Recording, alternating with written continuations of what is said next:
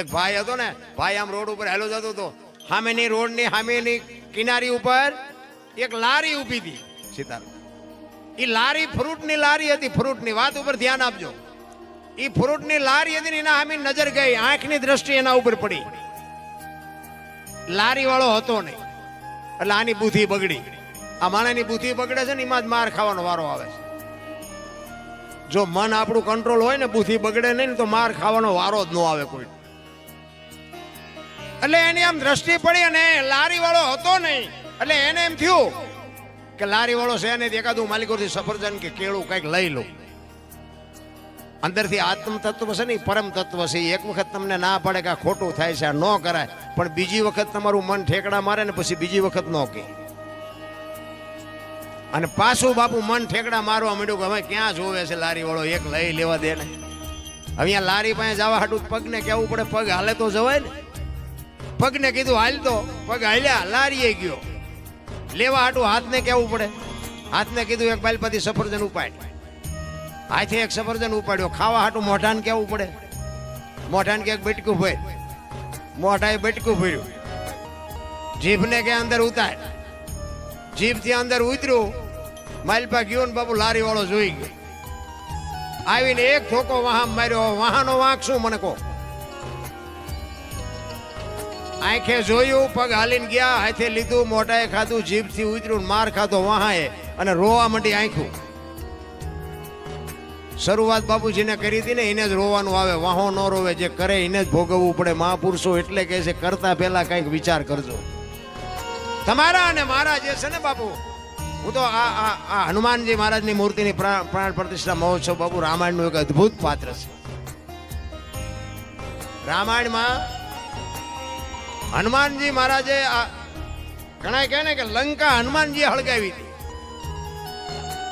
તમારું શું કહેવાનું થાય? લંકા હનુમાને હળગાવી હતી. હનુમાનજી મહારાજ લંકા હળગીને પછી સીતાજી પાસે આવ્યા ને. એ મિત્રો ભાઈ તમે સાંભળો યાર, પૈસા ની અમારે કઈ જરૂર નથી. તમે સાંભળો, શાંતિથી સાંભળો. પૈસા તો સમજ આવે, નાખવા નાખજો, ન નાખો કાંઈ નહીં. પૈસાની કઈ જરૂર નથી. આ ઘણા પીડ્યા થાય. જો શાંતિથી સાંભળો, કારણ કે આમાં શું થાય કે અમુક વસ્તુ કામમાં આવે. ઈશ્વર ન હોય તેથી પંચર પડે, એટલે આ સાંભળ્યું હોય ને તો કોઈક દી કામમાં આવે.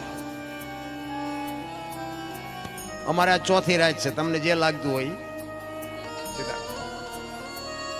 કારણ કે એક ભાવને લાગણીના તાંતણેથી બંધાય ને કે અમને ખબર છે કે આમાં દોણામ જાય છે કે હેઠું જાય છે. અમારી વાત હું ને, જો અમે આટલી વાત કરી છે તો નથી સાંભળતા તો હું અમારે કરવાનું, હું બોલવું આમાં? એ પૈસાનો વહીવટ છે ને, ખાલી 2 જણા કરો, જાજા જણા ભેગા થાય ને એટલે પૈસામાં ડકાત થાય. આ પૈસા હાટું જ બધે લોહી ઉકાળે. મોટી મોટી જગ્યાઓમાં બાસે પૈસા હાટું.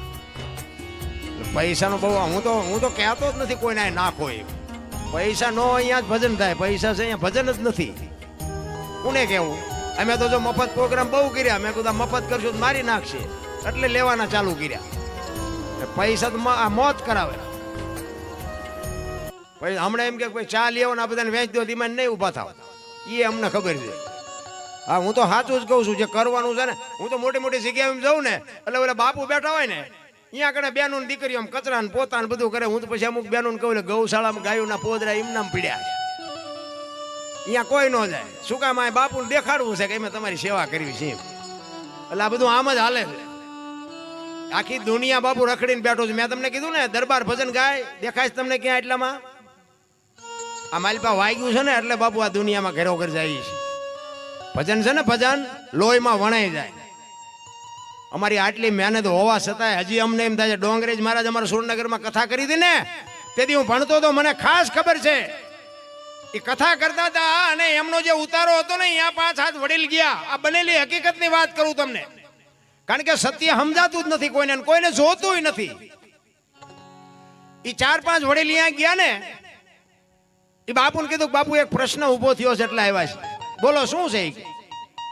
કે બાપુ તમે કઈક રામ ને રાવણ ની વાત કરતા હતા, એમાં કે રાક્ષસ ની તમે વાત કરતા હતા. એમાં રામ રાક્ષસ હતો કે રાવણ રાક્ષસ હતો એ કે અમને ખબર ન પડી. અને ડોંગરેજ મહારાજે બાપુ જે જવાબ આપ્યો છે ને, એ કે રામે રાક્ષસ નહોતો, રાવણે રાક્ષસ નહોતો. રાક્ષસ તો હું શું 8 દીથી મથું છું, હજી તમને સમજાવી નથી. એ કે હું ઈ રાક્ષસ તો એ કે હું શું.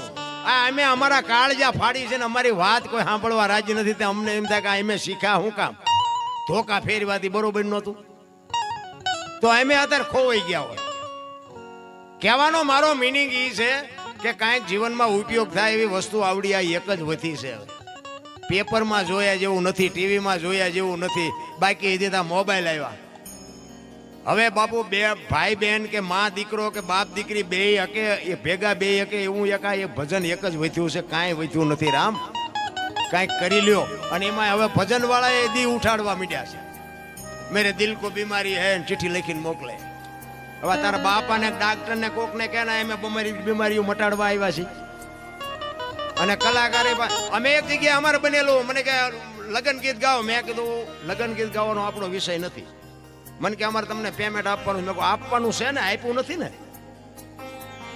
આપવાનું છે ને હજી અત્યારે ઉતરી જવું ભાઈ કે પેમેન્ટ વાળો ભિખારી હું નથી એ તમે બીજા ઘર ગોતો ગવાતું જ ગવાય મેં કીધું એમાં વ્યાસપીઠ છે મારા રામ આ વ્યાસ મુનિની પીઠ છે આમાં જે તે ન ગાવાનું હોય પણ કોને કેવું પબ્લિકને પાછું એ જોઈ છે ના ઈ ગાવતો જ આ અરે આ બેનું ને કહેવાય લગ્ન ગીતનું અમારી પાસે ગૌરાય એમાં બેનું ભૂલી જાય બેનું નથી ગાત્યું છે ગાવા હાટું ભાડે લાવવા પડે સંસ્કૃતિ ખૂટી રહે એવું નથી લાગતું